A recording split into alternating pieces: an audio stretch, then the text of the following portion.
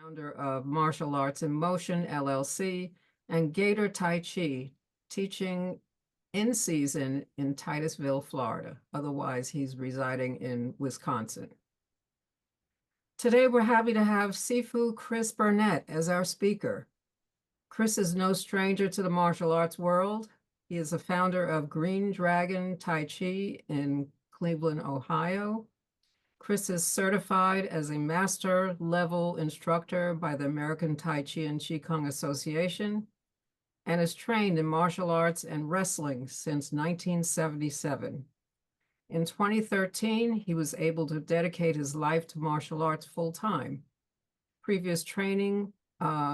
previously trained martial arts styles like, and I hope I'm pronouncing this right, Bak Mei, Shaolin Five Animals, Yang style, and Chen style Tai Chi Chuan. Having trained in empty hand forms and various weapons, he founded Green Dragon Tai Chi and Qigong in 2014.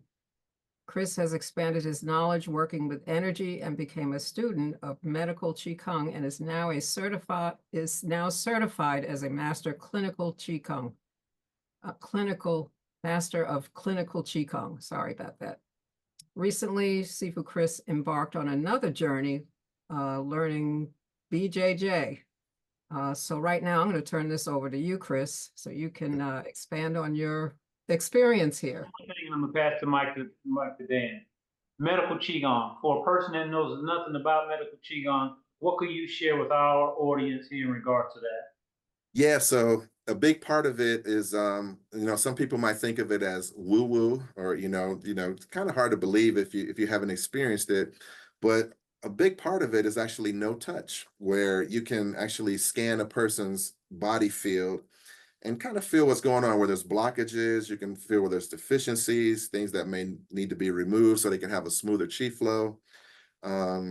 So that's that one side of it. Now, it also involves nutrition, and I know you're big on nutrition, but a big part of it is, what are you eating, right? What are you putting into your body, and how is your schedule? What type of things are you doing in your life that can disrupt your chi?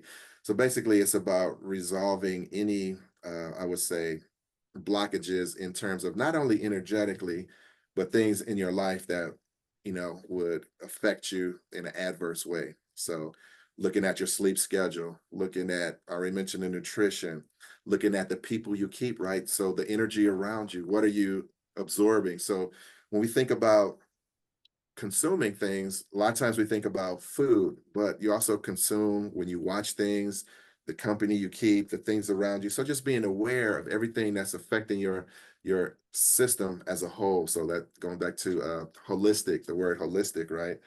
So, and then it's also learning about the organs, how they kind of correspond and relate to each other.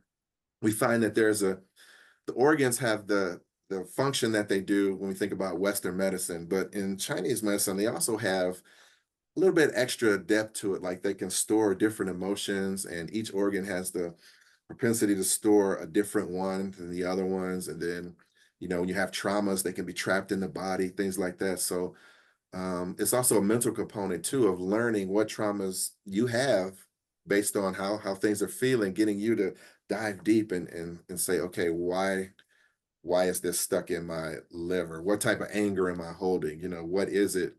And then going back into looking at life events and say, oh yeah, I was abused, or this was that, about dad or mom was abused, or whatever it is. And then learning to go back into those memories and look at them from an objective point of view, and trying to compassionately understand the situation so that you can let go of any emotional attachment and be able to resolve those issues within yourself. So it's a little bit in depth when you think of it like that, because some things are hard to forgive and things like that. But when you hold on to things, it only affects you. It doesn't affect other people, right? So Chris, that sounds kind of personal. So do you do a one-on-one, or do you do a workshops, or how do you share that?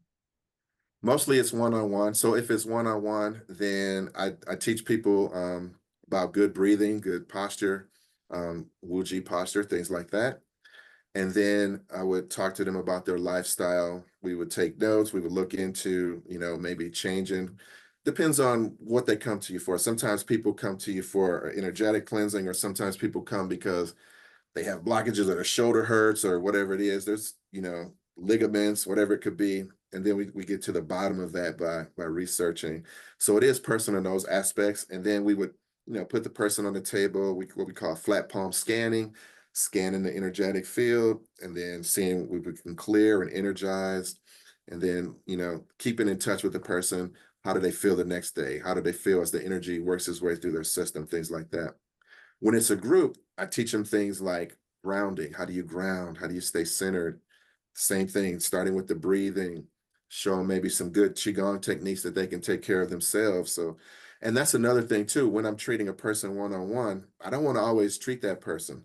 I want to teach them as we're going so that they don't need me in the future. They can take care of themselves with some good Qigong practice, good healthy eating, things like that. What was the trigger for you to start your medical Qigong? Interesting. So as I mentioned, I came from the martial arts side of things, um, didn't really have interest in the Tai Chi. So in the Tai Chi classes, I began to feel this energy like between the hands, and it's flowing, and I'm like, wow, this is cool. There's really something to this. And so that got me into Qigong. Now, many years later, my wife was looking up actually, she went to dinner with someone from Canada, and they had traveled to PA, and they met this Qigong teacher there, and they said he was amazing. They bragged about him, and they were telling her you should go meet this guy. And when she presented it to me, and we looked him up online, and it just felt right. It was like, yeah, let's go. And normally there would be a little bit of hesitation on my part, and it was a little bit pricey. So I'm like, normally, but I was like, no, let's go. And when we went, the first thing we kind of did was one of the things that blew my mind, or opened up the field for me, was feeling each other's Wei Chi, feeling that, when some people call it an aura, but from across the room, just walking with your hand open and walking slowly towards the person, and just kind of feeling their energetic field. And he said it in such a way that he knew we were going to feel. He was like, okay, this is what you're going to do next. You're going to stand up, you're going to walk towards them, you're going to do like this, you're going to feel the Wei Chi, energetic feel. And you're like, and I'm like, how do I know I can do that? Right? I'm going to do what? I'm going to feel the energy field. But sure enough, when I walked and did it, it was there, plain as day. And so when I teach it to people, I go about it the same way. I just believe they're going to feel it. And I say I have about a 95% success rate of when I try to get people to feel each other's energy, they can feel it. The other 5%, they may be too tense in the hands. They may be too tense up here. They may not accept it, too much questioning. But that's kind of what, triggered me to go deeper into it, was just all these sensations that I was experiencing. And so that was the catalyst. Yeah. That's pretty interesting. Do you do that online? And I know you do it in person, but have you been successful online with teaching Teaching medical online, Qigong, the medical yes. Qigong? Yes, I've had private people who would, ask for lessons online, and those have been pretty good.